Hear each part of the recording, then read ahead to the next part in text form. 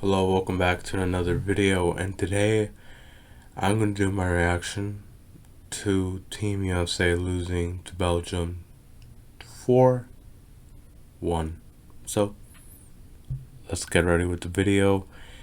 The USMNT's World Cup campaign has come to an end, and honestly, this was embarrassing. I'm going to try my best because I have my returners on, but honestly, that was embarrassing what I saw. I might speak a little bit about the game, but honestly, this was so fucking embarrassing. We had a lot of hope. Honestly, there was probably a lot of screens that put the game on, a lot of people who watched the game, and honestly, the way the team just played last night, I wouldn't blame anybody who decided to just quit on this team and just ignore them for the next couple of weeks, months, or years, because whatever we saw last night, honestly, it just says everything that is wrong with this group of players. So today I'm going to be speaking about a little bit about the game and about what needs to be done for next World Cup cycle. So let's get on with the video. But before we continue, I'd like to tell you guys to like and subscribe, because it's very important that you guys like and subscribe so you guys can never miss another video. Also, not to forget to follow me on X and on TikTok so you guys can watch more content. So let's get on with this video. I'm going to speak a little bit about the game. So in the first half, oh my goodness, it was a disaster on all levels. The team was playing scared. Like, this is a round of 16 game. This is a legacy game for a lot of the players on the national team. I do not know why you're playing scared. Honestly, that first half was a disaster on all levels.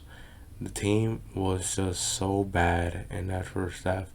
I know they managed to score a lucky goal, but honestly, that was a bad free kick from Alec Tillman. He had a little bit of luck that he managed to score off that. But the fact that he scored that lucky goal and the team just lets Belgium just score an easy goal right after just says a lot about what you need to know in that first half.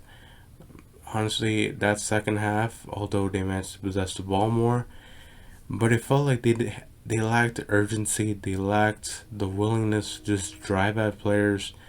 And Matt Freese, what a joke of a keeper. Like, after this World Cup cycle, we just had to let Matt Freese and Matt Turner go and just go straight in with the young guys. Honestly, that moment for Matt Freese, he manages to cut off a pass. You're so away from your goal. Just boot the ball away. Any professional goalkeeper will do that. But I do not know what the fuck was he thinking. Like, did you want to pass? Like, just boot the ball away. Just get the ball out of bounds in any way, shape, or form. That was that was the dagger in the moment. Then that last goal, Chris Richards and Alex Freeman just have a bad moments, and Lukaku just puts in the more salt in the wound. And this was a disaster of a game, and players that were so bad, like Pulisic, he was supposed to be the face of this national team. He had a lot of ads going into the World Cup, just like from the ones that I managed to see him in, and to just see that performance from him and just have an underwhelming World Cup, and that's after taking the Gold Cup off just to be able to play in this World Cup.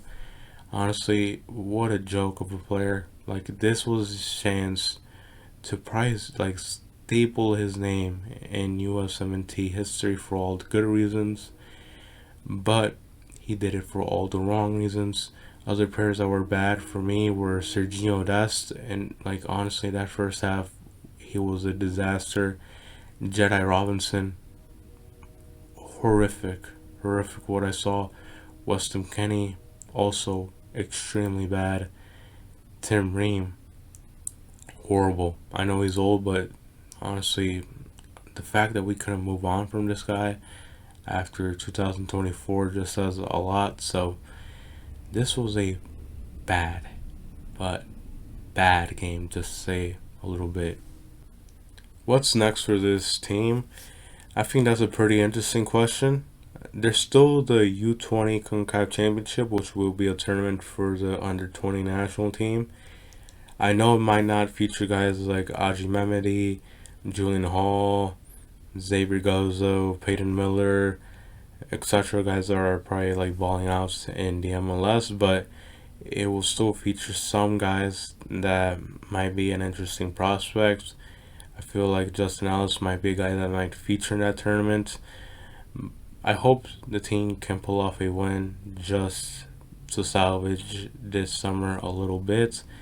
Then there's for the senior team, there's going to be the two friendly windows in September and October, and a Nations League camp, which I think will be in November. There's also the U17 World Cup, which will be in the fall. But talking a little bit more about the senior camps, I think during those first 2 or 3 camps in the fall, I feel like we should just move on from guys like Pulisic, McKennie, Jedi Robinson, Gio Reyna, and obviously Tim Ream.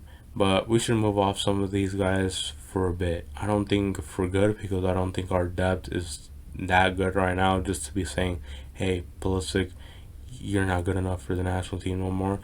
But I feel like you should start building for the 2028 Copa America, which will be in 2028, obviously, and also for the Olympics, and obviously for the World Cup in 2030. But I feel like in those first 2 or 3 games, you should call up guys like Aji Mehmedi, Xavier Gozo, Peyton Miller, guys like that. And obviously, if Mathis Albert is getting some minutes in the Bundesliga or just on the bench for Dortmund at all, you should also probably just call him up. But honestly, this was just a bad ending, sour ending to the World Cup. And if the first few games have very few fans in them, I wouldn't blame a single fan for not attending any of the games, because what I saw last night, it was a good ass reason of why we don't sell out. Now I'm going to finish this video off with some of the changes that need to be made after this World Cup. So there's a few, just to say the least. And what we saw yesterday was the biggest reason of why pay to play is just not cutting it in the MLS. Maybe the quality was there, maybe, but you know what was the problem? It was up here.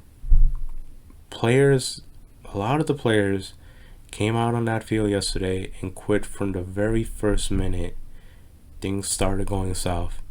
And that says a lot about the mentality of this group and why there needs to be change in the MLS. Because what we saw yesterday was every single problem with the pay-to-play model. And honestly, guys like Pulisic, McKennie, you can just tell that they almost never experience any type of adversity in their lives or in their soccer careers, or they do not know how to deal with it at all, because what we saw yesterday was just everything that was wrong. And the US might be able to get a host to another World Cup in 2038, but none of these players, almost none of them, maybe Alex Freeman because he's super young, maybe Chris Brady because goalkeepers, they get to play a little bit longer, but outside of those two, almost not a single one will probably be able to get to feature in that World Cup. And honestly, this should be a wake-up call for U.S. soccer, for the MLS, to change things, because Look at the same thing we said about the MLS almost every single fucking year. After an MLS team fails in the CONCACAF Champions Cup, we need to raise the salary cap. Like, this is not working, but they never change it. They never change it because you know why? Because they want to stay in their mediocrity, and things just need to change. They just need to change, and that's the least I could say. But changes need to be made starting next year.